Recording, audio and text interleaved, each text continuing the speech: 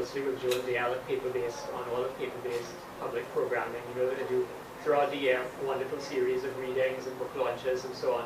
So this is officially, I think, the last for the year, the last paper-based event for the year. I'm very glad that Joe and Shivani decided to bring it here to Aliciad, because both of these writers have read at Aliciad before. They've both been here on the stage at Aliciad, so we're kind of welcoming them back more than welcoming them.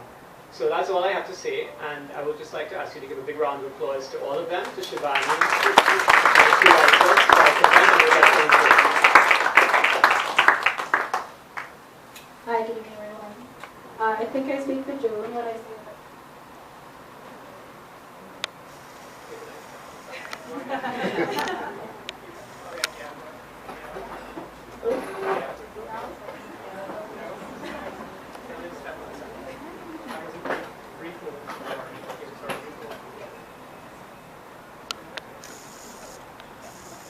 Hi, everyone. Good evening. I think I speak for June when I say that paper-based is thrilled to be here at Aliciad. It's special to host this kind of evening in conjunction with a space that means so much to the bookshop, where we've been selling books for a long time, and so it's especially glad, and I'm especially glad to see all of you here. Just to give you an idea of how the evening is going to go, she and Vanya are going to read for about 10 minutes from their new work. Then I will try to ask them some intelligent questions. So like 20 minutes, after which we'll open up the floor for another 20 minutes or so, and then they will close by reading again. So without further ado, let me introduce the first reader. She too is a Trinidadian Canadian. Her most recent novel, Moving Forward Sideways Like a Crab, was long listed for the 2014 Giller Prize. Her other books include Serious Blues at Night, the Man Booker Prize long-listed novel of Love, Repression, and Family Secrets, for which she is probably best known. Please welcome her.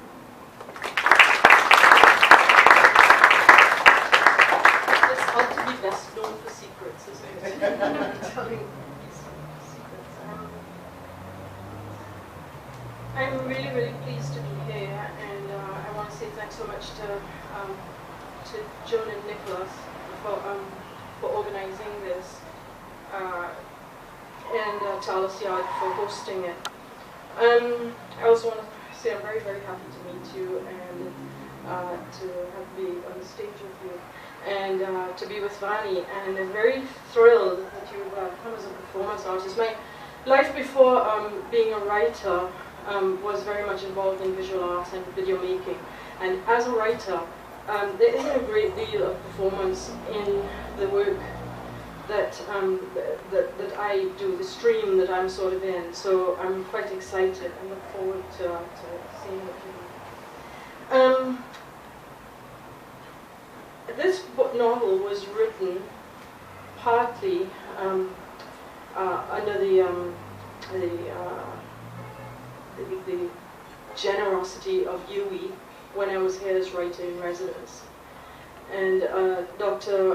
Funso Ayajima and Dr. Paula Morgan were very instrumental in bringing me and helping me to finish this book. I just want to say, I have to say this whenever I'm here, because it is so true. My family's been very, very supportive of my work. And I want to say thanks to my father, who years ago when I was writing Serious Blues at Night, there came a point where he read my book and he said to me, something very, very special to me: we don't always get along, but don't censor yourself and keep writing. And he said, write whatever you want. And that is the biggest gift you can give to a writer. So I just want to say thank you very, very much for that. And one more thing, Colin Robinson won a prize today in poetry. And congratulations. So Moving Forward Sideways Like a Crab really is written very back and forth. The novel sort of moves back and forth. The story is told mostly by a white man from Toronto who was born of a mother who was a lesbian, and her partner, after the pregnancy had occurred, shortly after, before the child was born, was a Trinidadian woman named Sidani. The mother, India, this white woman, she was a writer, and she was very busy with her work. And Sidani just fell in love with the boy just fell in love with her, and that was the primary relationship between the two of them. That was their relationship. When he was 10 years old, she disappears, and it just sort of makes his life very rough for him, and he goes looking for her. And when he's about 40 years old, he finds her in the one place he does not look for her, because, you know, if you find the person, you have to deal with that. And he comes to Trinidad, and he finds that she has returned after having immigrated to Canada and then living there, and she's returned to Trinidad, but she's now living as a man. She's changed her gender.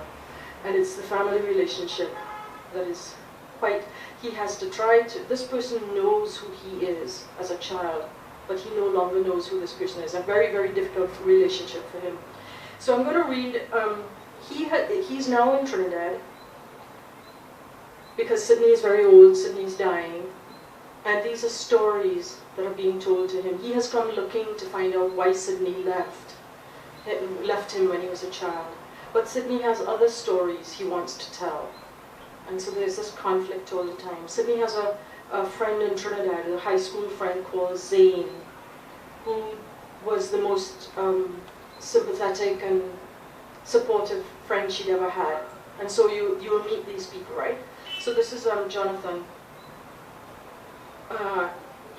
Sydney's dying, and he's on his deathbed, and he's talking to Jonathan. This is Jonathan reporting that. I was brought back to the present by Sydney's voice saying that Zane had never experienced winter, and that he'd always wished she'd had the chance to live abroad on her own. Sydney imitated Zane, but you brave... You'll excuse my Trinidadian accent, huh? I'm going to try to do my best. I was impressed that in his condition, even as his voice shook and the effort came with some hesitation, he had the energy to imitate the high-pitched, soft and musical accent. But Sid, how you could live in a place like that? He mimicked, and followed with an explanation for my benefit that living in a place like that meant a place where it snowed and where for almost half the year you had to have your arms and legs and feet covered because it was too damn cold. A place like that, he said, meant a country where one didn't have the kind of family connections common in Trinidad. In Trinidad, friends of your cousins-in-laws accorded you the same treatment as if you were related to them by blood, as if you were a brother or a sister, meaning that other concerns would immediately be put aside without question if you called in a moment of need. Whereas, he continued, in a place like that, friends passing your home wouldn't dream of stopping in just to say hello, because such a visit hadn't been prearranged. It was a place where you didn't know the names of your neighbors and couldn't ring them up and ask them to drive you here or there. To someone like Zane, being able to live in a place like that was a testament to Sid's mettle. I was pleased when Sydney added, "But you've been here often enough, Jonathan. Surely you know these things by now." He was on a roll on a subject that interested me, for I had spent the first decade of my life with one parent who had little time for me, and another, this one, who dropped everything to tend to my slightest murmur. In my years of coming to Trinidad to visit Sydney, I had often wished people around me were not quite so attuned to my every need, while on returning to Canada I missed and longed for that same attentiveness. I asked Sydney what he meant by the phrase, "someone like Zane." He paused, then said, "Someone who hadn't tried to make him into who he wasn't, but rather helped him to become who he already was. That night, Sidney told me that throughout his 30 years in Canada, the same thought had come to him every winter as the mercury plummeted and the snow descended, outlining the well-being on the balcony.